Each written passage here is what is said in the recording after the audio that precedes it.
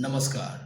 तो आज की इस वीडियो में हम लोग बात करेंगे कि कैसे एस्ट्रोलॉजी जो है वो मेडिकल फील्ड से रिलेट करता है और हमारे बॉडी में किन किन पार्ट से, किन किन केमिकल से और जितने भी हमारे अंदर हार्मोन्स हैं वो उनसे कैसे रिलेट करता है, उन पे आज हम लोग बात करने वाले हैं। एक्चुअली देखिए, पिछले वीडियो में हम लोग बात किए थे कि जो चार्ट होते हैं हमारे, उनमें 12 हाउसेस होते हैं। तो 12 हाउसेस में जो है 12 पार्ट्स में हमारा बॉडी को डिवाइड किया गया है। 12 पार्ट में बॉडी को डिवाइड किया है इन द सेंस कि जो फेस, जो ऊपर का जो फेस साइड है वो फर्स्ट हाउस है। देन द सेकेंड हाउस जो है वो आपका ये इतना जो आता है आपका नेक वाला जो पार्ट वो है। देन द थर्ड हाउस जो है आपके बाजू से लेकर ये चेस्ट वाले एरिया जो होते हैं, जो आपके बाजू है वो है। और वो चेस्ट, आपका जो चेस्ट है, चेस्ट वाला एरिया, वो जो एरिया आता है वो फोर्थ हाउस में आता है।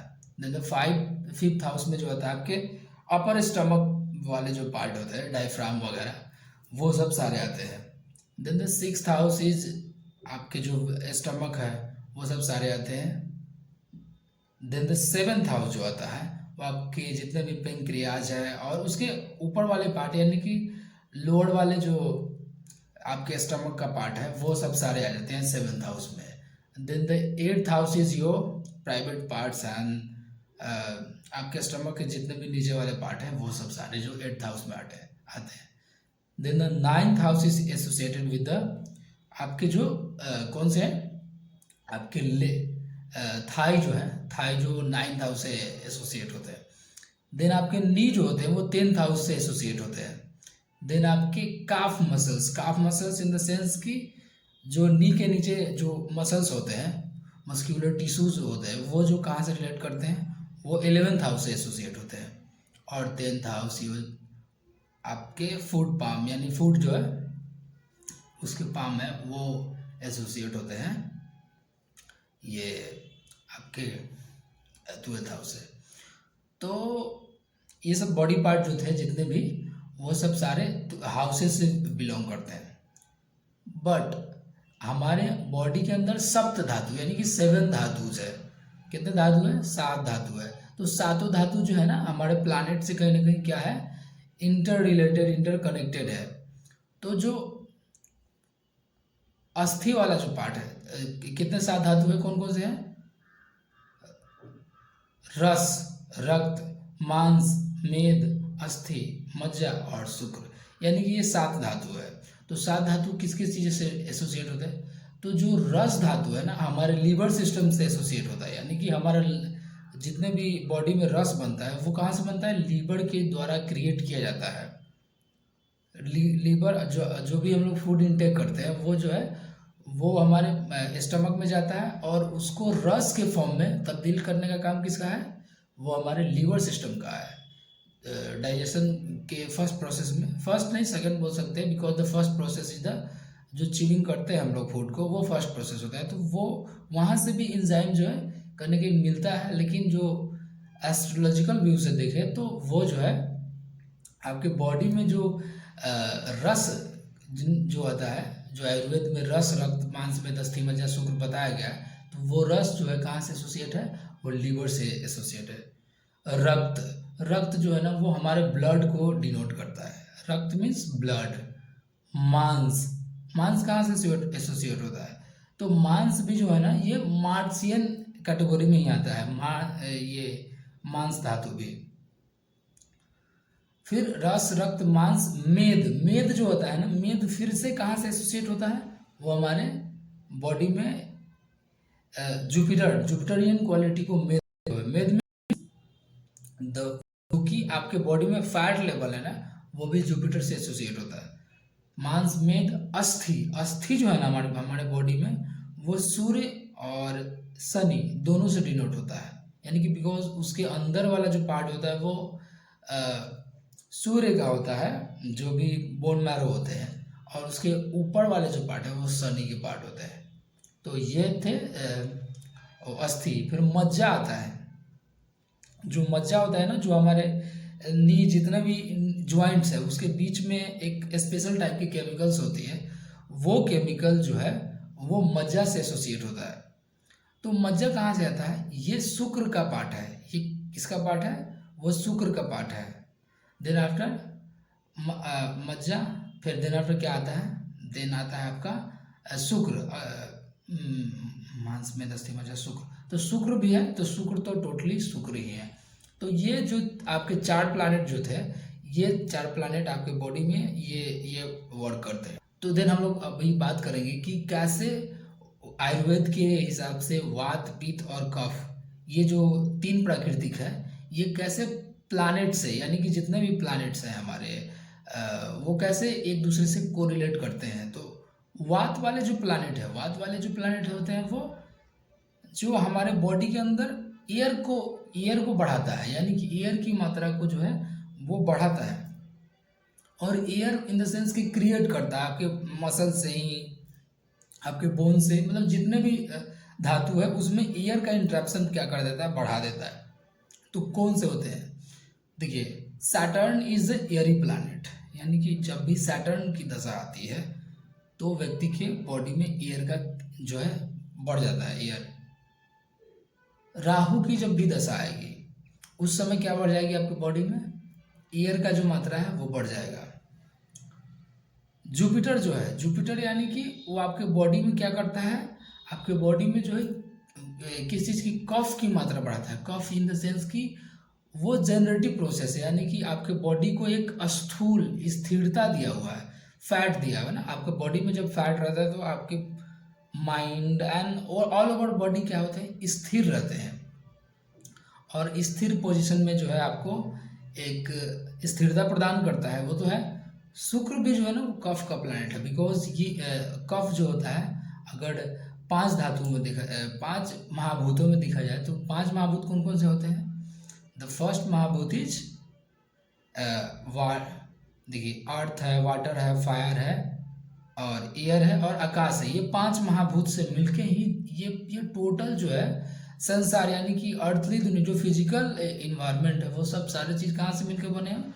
ये 5 महाभूत से ही मिलके बने हैं। तो ये 5 महाभूत है।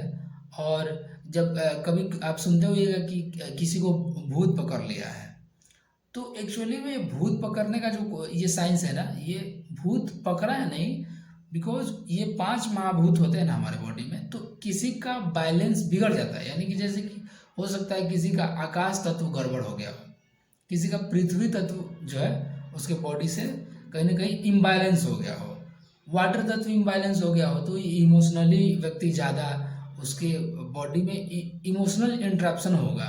जैसे कि एयरी तत्व अगर आपके बॉडी में इम्बैलेंस हो जाए तो mind flickering and tension, stress वगैरह जो है वो आपको देखने को मिलता है बॉडी में।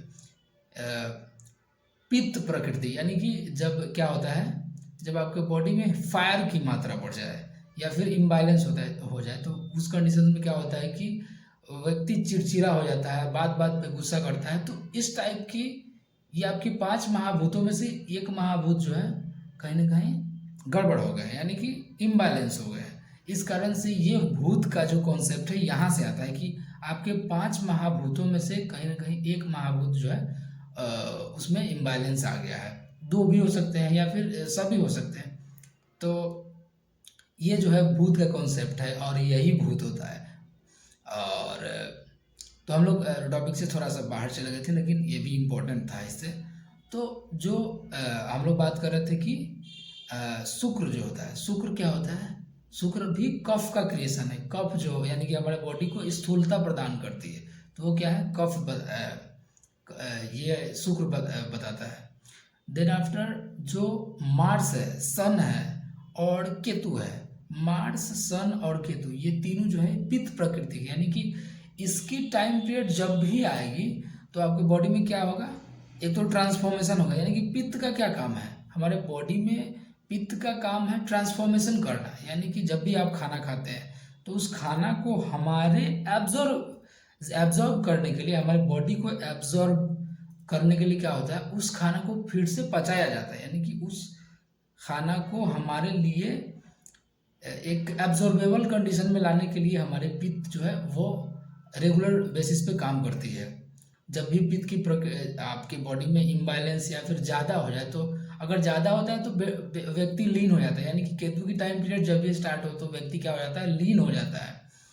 और अगर उस टाइम पे उसको फैट वैट ये सब सारी चीज़ नहीं दे देते हैं तो वो और भी लीन होगा और उसके बॉडी में ट्रांसफॉर्मेशन देखने को मिलती है। तो ये पित्त के कारण मंगल के टाइम भी आता है, तो उस कंडीशंस में वो एक्सटर्नल फायर को दिखाता है, यानी कि बाहरी वातावरण को चेंज करने में लगता है। लेकिन केतु जब भी टाइम पीरियड में जब आपका स्टार्ट होगा, यानी कि उसका महादशा आएगा, तो उस कंडीशन में क्या होगा कि आपका बॉडी जो है वो इंटरनली चेंजेस करने लगता है बॉडी में, यानी कि आपके अंदर में बदलाव आएंगे ज़्यादा। ये केतु की महादशा में सन का प्रकृति क्या है, वो भी जस्ट लाइक मार्शियन प्रॉपर्टी को शो करता है, बट कुछ कुछ स्पेशल केसेस हो जाते हैं कि वो सेल्फ ओरिएंटेड व्यक्ति हो जाता है। लेकिन वो जो मार्स था वो सामाजिक टाइप का जो बिहेवियर शो करता है। ये सब सारे आपको देखने को मिलेंगे इन द पीरियड ऑफ ये पित्त का फेज है। तो हमारे बॉडी में जो आग का काम है वो डाइजेशन का काम है, रेगुलर डाइजेशन करता है, वो हमेशा डाइजेशन ही करता है। जैसे कि हम लोग फूड इंटेक किए, उसे रस बना, फिर रक्त बनेगा, यानी कि उसी जो वही जो केमिकल था, यानी कि वही फूड से फिर डाइजेस्ट होते होते होते होते होते होते लास्ट में कहाँ तक जाएगा, वो जाएगा शुक्र धातु तक, यानी कि आपके बॉडी में शुक्र धातु तक पहुँचने के बाद फिर वो ओज में कन्वर्ट हो जाता है, यानी कि ओज में कन्वर्ट होता है। तो ये ओज में कन्वर्ट करने का भी काम जो किसका है, वो पित्त का काम है, यानी कि हमारे बॉडी में अग्नि का काम है। तो ये अग्नि का ही वर्क है। देन आफ्टर हम लोग बात करेंगे कि वात क्या है, यानी कि हमारे बॉडी में वात जो है, यानी कि गैसेस, यानी कि जितने भी गैस होते हैं हमारे बॉडी में, गैस यानी कि एयर। तो जब भी राहु की पीरियड स्टार्ट हो, शनि की पीरियड स्टार्ट हो, तो आपके बॉडी में ऑटोमेटिकली एयर का जो है बढ़ जाता है। बुध जो है ना, बुध एक्चुअली वो हमारे बॉडी में अर्धन तत्व को बढ़ाता है। अर्धन तत्व यानी कि अर्थ तत्व, यानी कि कंसंट्रेशन आपकी बॉडी की बढ़ जाएगी। आपके बॉडी में मसल्स मास जो है वो हाई हो जाएंगे in the period of the mercurian time, mercury के टाइम में जो होता है रीजनरेशन की प्रोसेस को शो करता है कि हाँ आपका उस टाइम पीरियड में एक्चुअली आप अपने बॉडी को स्थूलता प्रदान कर रहे हैं।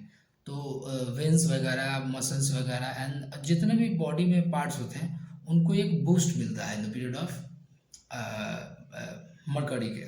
तो मरकरी जो है वो भी जो है थोड़ा सा वात लिए हुआ है, और वात यानी कि वात भी लिया हुआ है मरकरी, और क्या लिया हुआ है, और थोड़ा सा कफ भी लिया हुआ है। तो ये दोनों प्रकृति का आपको वात इस मरकरी के टाइम में आपको देखने को मिलेगा। तो ये सब सारे जो है प्रकृति वात, पित्त और कफ, यानी कि वात का कौन कौन था, सैटर्न एंड राहु। पित्त का कौन था, जुपिटर, जुपिटर नहीं, सन थे, मार्स थे, और थे केतु, ये थे। और आपका जो वात कफ का जो था वेनस था, और मरकरी था, और कौन था, और था आपका वेनस, मरकरी एंड जुपिटर। ये तीन जो है इससे एसोसिएट होते हैं। तो ये मेडिकल एस्ट्रोलॉजी में काफ़ी ज़्यादा इम्पोर्टेंट होती है ये टॉपिक को समझना कि किस बॉडी पार्ट में प्रॉब्लम होता है, किस रिलेटेड प्रॉब्लम होगा। ये सब सारी चीज़ जो है फर्स्ट ऑफ ऑल एनालाइज करना होता है कि ये इस कारण से हो रहा है। तो इसलिए आयुर्वेद को बोला जाता है कि ये बेस यानी कि जड़ों से जो है चीज़ों को ठीक करता है और आपकी बॉडी को एक वेलनेस की तरफ ले जाता है। तो ये मेडिकल एस्ट्रोलॉजी के बेसिक है कि मेडिकल एस्ट्रोलॉजी यहाँ से वर्क करता है, वात पित्त कफ पे काम करता है, और किस टाइप की प्रॉब्लम आपके बॉडी में आ रही हैं इन सब सारी चीज़ों से कौन से तत्वों से ये ठीक किया जा सकता है। जैसे कि आपके बॉडी में वात की अगर ज़्यादा हो गई है, वात ज़्यादा हो गया है, तो उस कंडीशंस में आपके बॉडी में क्या दिया जाएगा, कफ वाले चीज़ों को ज़्यादा दिया जाएगा। देना अगर आपके बॉडी में पित्त की मात्रा भी बढ़ गई है तो उस कंडीशंस में क्या दिया जाएगा, उस कंडीशंस में दिया जाएगा आपको फिर दिया जाएगा आपको ये वेनस यानी कि स्थूलता प्रोवाइड चाहिए ना आपके बॉडी में। पाचन की क्रिया बढ़ गई है तो उस समय क्या होगा आपके उसको चाहिए थोड़ा सा कफ की प्रवृत्ति, यानी कि बॉडी में थोड़ा सा स्थूलता चाहिए, तो उस चीज़ों को फिर से वो पचा के फिर नेक्स्ट प्रोसेस में जाता है। तो ये सब सारे जो ये मेडिकल एस्ट्रोलॉजी का जो बेस है यहाँ से आता है। अब नेक्स्ट वीडियो में हम लोग बात करेंगे कि कैसे जो कुंडलिनी है उस पे बात करने वाले हैं, और वो कैसे एनर्जी को एसोसिएट करता है, और वो कैसे हमारी इंद्रियों पे इन सब चीज़ों का प्रभाव पड़ता है, और इंद्रियों को कैसे जो है बल मिलता है, और वो एनर्जी कैसे गेन करता है और कैसे रिड्यूस करता है, उन पे अगला वीडियो हम बनाने वाले हैं। तो आज की इस मेडिकल एस्ट्रोलॉजी पे जो है विराम देते हैं। So thank you for watching this informative video regarding the hidden science and the astrology